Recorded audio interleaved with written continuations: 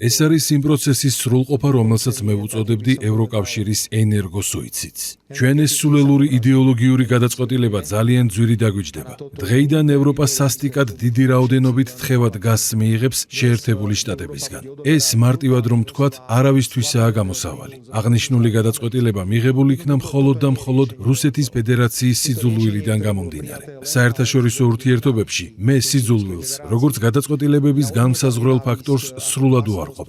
მიუხედავად ამ ყველაფრისა, მაინც ვიმედოვნებ, რომ 2027 წლის 1 ნოემბრამდე ომი დასრულდება. და გთხოვთ, რასაც ახლა ვიტყვი, კარგად დაიმახსოვრეთ. როდესაც ომი დასრულდება, ყველა სირბილით გაიქცევა რუსეთთან ბიზნესის საწარმოებლად. კიდევ ერთხელ ვიმეორებ, ომის დასრულებისთანავე ყველანი გაიქცევიან რუსეთთან ბიზნესის საწარმოებლად, როგორც ეს ყოველთვის ხდებოდა.